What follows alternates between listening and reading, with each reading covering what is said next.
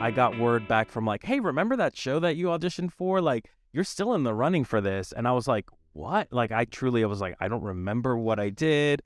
And then after a while, then through like a whole bunch of stuff, I like ended up booking it. But it was like crazy. Did you do more auditions, or was it just ultimately the one? The one you hated. it was just through that one audition. Wow. Yeah, which it feels weird to say, but it. But I do feel like that's what happens, though. Like you just said, you went through 4 callbacks from the other one to not get it, and then this one was one and done. I have a friend, Jen Gardner, who's doing the podcast next week, and she was the same thing. Auditioned pre-pandemic, one audition, got called 6 months later, and booked it off of that one audition. So it's like really. I didn't think it was possible, is the thing. Like it has never happened where I even like get lucky. Like I've been through so many of like 3-4 callbacks, and then I hear nothing. So I was like really weirded out, because also the weird thing too is that they scheduled for me to do a callback and they canceled, and it was all on Zoom, but they canceled it for some reason. I don't know what the reason was. So they were like, and then I was just like, okay, well, it's not going to happen. They already found their person. And then in the producer session, they were like, okay, we're going to schedule you for this date. Here are all these new sides. And I was like, okay, I like worked really hard on those sides. 20 minutes before the session, I get a call and they're like, they canceled it.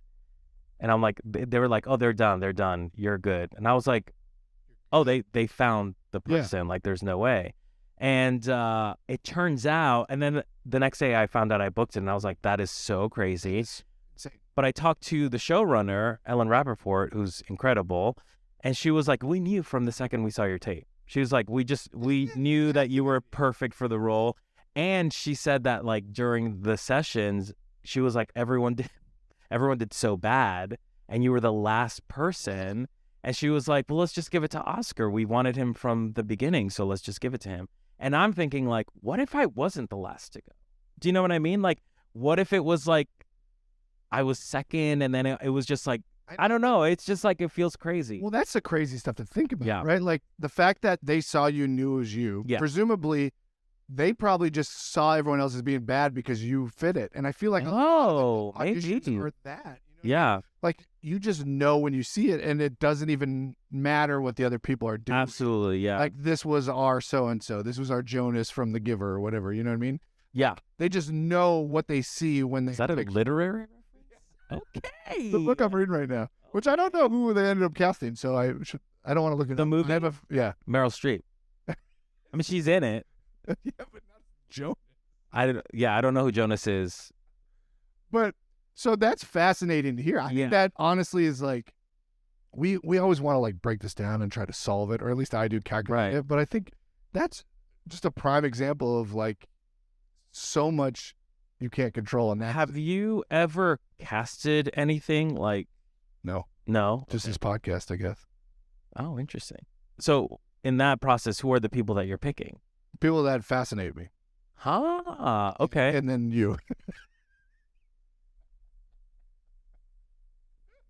Wow. But I do think like when you do 4 callbacks or something like that Apple show, it's like they're clearly maybe on the fence with you. We think from our side that they're debating between the two, but maybe they're just looking for somebody to push it over the edge. And I do think like with all those callbacks, I kept getting noted like, oh, watch this. Like, oh, the accent has to change. Like, oh, we're looking for this.